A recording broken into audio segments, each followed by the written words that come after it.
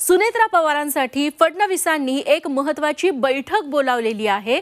उपमुख्यमंत्री देवेंद्र फडणवीस सध्या पुण्यात मुक्कामी आहेत। बारामती तालुक्यातील भाजप पदाधिकाऱ्यांची देवेंद्र फडणवीस यांनी बैठक बोलावल्याची माहिती मिळतेय। पार्क एस्टिक हॉटेलमध्ये ही बैठक होतीये आणि बारामती मतदारसंघाचा आढावा यात घेतला जाणार आहे। उद्या सुनेत्रा पवार या उमेदवारी अर्ज दाखल करणार आहेत आणि त्यावेळी फडणवीस देखील हजर राहणार असल्याची माहिती मिळतेय।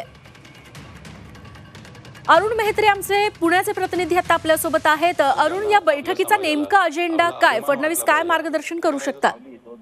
मुख्यत्वे बारामतीमध्ये काय सध्या स्थिती आहे, बारामतीचा प्रचार कशा पद्धतीने सुरू आहे याबाबतचा आढावा देवेंद्र फडणवीस या बैठकीमध्ये घेण्याची शक्यता आहे।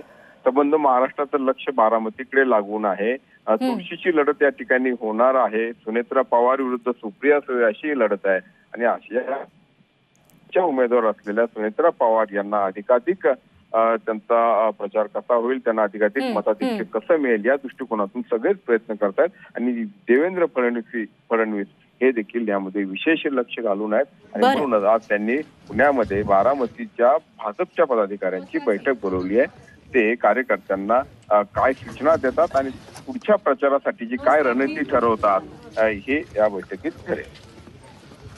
अरुण, आपण बैठकीकडे नजर ठेवून राहा। तुर्तास धन्यवाद तुम्ही दिलेल्या या सगळ्या सविस्तर माहितीबद्दल।